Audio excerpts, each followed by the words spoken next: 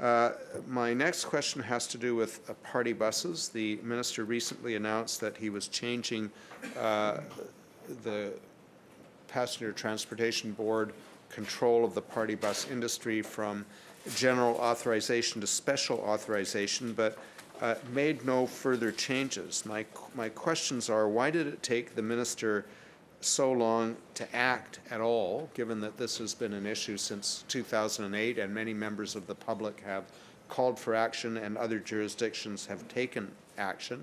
The minister knows well that I introduced a private member's bill with a number of provisions that included requiring chaperones on trips, safety training for operators, giving instructions to passengers, respecting legal and safety requirements, requiring safe drop-off provisions, because in many cases young people were simply being dumped in parking lots, and penalties for advertising activity that is illegal. For instance, ads that show people standing around with glasses of alcohol in their hands on buses, which we all know is illegal.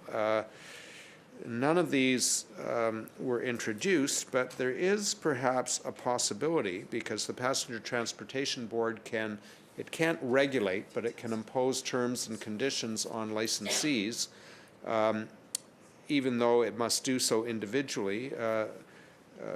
I would also add that on April 16th, Washington State passed a bill that requires a number of things, including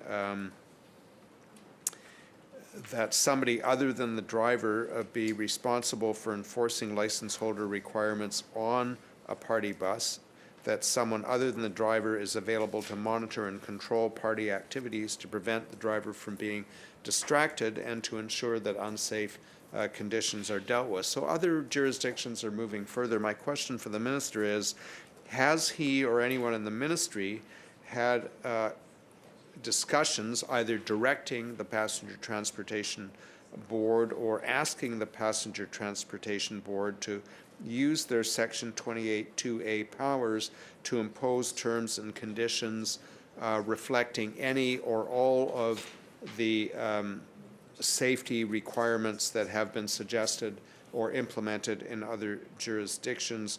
Or is he simply going to wait and see what the Passenger Transportation Board does, or perhaps wait to see if there are future incidents before suggesting the Passenger Transportation Board actually implement more stringent terms and conditions, which they will now be empowered to do by dint of the special authorization permit? Minister. Thank you, Chair. Let me begin by just acknowledging the interest and the good work that the member for Fairview has clearly demonstrated on this particular file. It is an issue that he has asked a number of questions of me over the last year and a half, and I know has put a tremendous amount of work and effort into coming up with solutions. And I think we all want the same thing. We want people who use these services, which is predominantly young people, to be able to use these services and to do so in a safe manner. I think everyone has an expectation, rightfully placed, that they send their sons and daughters off to graduations and other moments of celebration in one's life, that you're sending your child off with a reputable operator, and at the end of the evening, your son or daughter is going to come home. So this was a file that we have been working on for a good year or so, and it has been important to try and identify a solution here to this challenge that would not necessarily automatically, right out of the gates, represent a whole bunch of new regulation. We can debate the merits of regulation. I tend to come from a place as a default that regulation is not the answer to every single challenge that we have in society. And in fact, only after we've demonstrated that we've exercised every alternative first, only to have not come up with a viable solution, only at that point should regulation be considered. We spent a fair bit of time consulting with families. The member knows the Raymond family quite well. We had very extensive discussions with the Raymonds. We're very pleased that they welcomed the solution that we did come up with, and they participated in the announcement of that solution. Where we landed on this was to require all vehicles that have predominantly perimeter seating, which is vehicles that we colloquially refer to as party buses, that these vehicles would be required to have a special authorization license as opposed to the general authorization that they had. And that was going to do two things. One, it was going to improve the safety of the passengers who are transported in these vehicles by making the vehicles more accountable. And secondly, it was going to ensure that law enforcement would more easily be able to track these vehicles and track the operators, track the vehicles, and enforce the law. The special authorization license, as I'm sure the member knows, in contrast to the general authorization license, provides far less flexibility on a number of fronts. The ability to set rates, the ability to work anywhere in the province, the ability to add vehicles to their fleet at any time. The general authorization, the general license provides maximum flexibility in all of the above. The special authorization doesn't.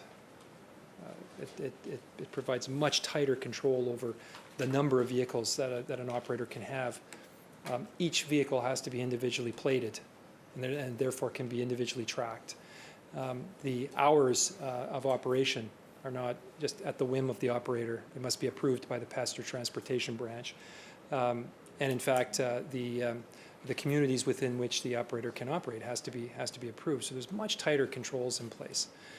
The last point that I will make is in relation to Washington State, and the member references Washington State's approach to this industry.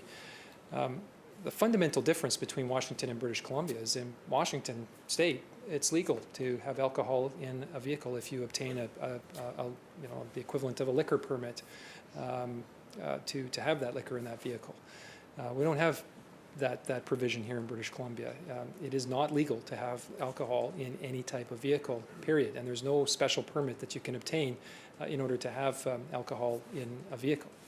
So as a starting point, we believe that we already have a much more strict and rigid regulatory environment within which operators must operate. That all being said, we are, the passenger transportation branch is working very closely with the operators.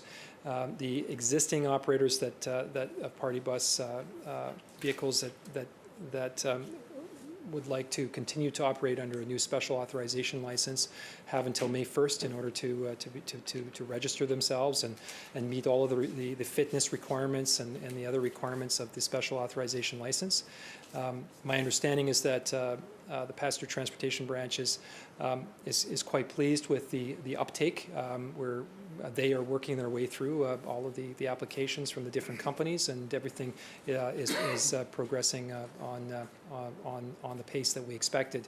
We're going to continue to monitor this file very closely. At the end of the day, the goal here is to ensure the safe transport of passengers in these vehicles. We're going to keep a close eye on this, and we're hopeful that the changes that we've made through these regulatory amendments has made the industry safer, and we'll be keeping a close eye on that in the months ahead. Vancouver Fairview.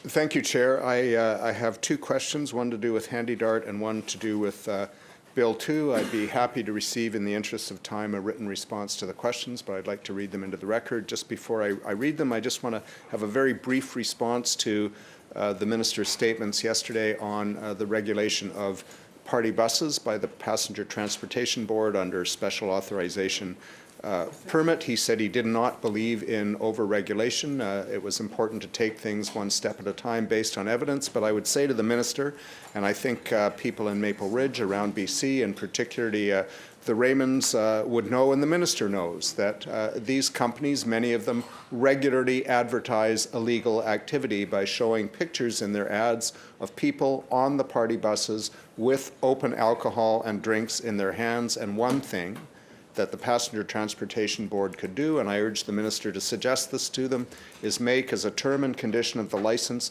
a prohibition against the advertisement of their services, including illegal activity, as part of the pictorial nature of the advertisement. And I commend that to his attention.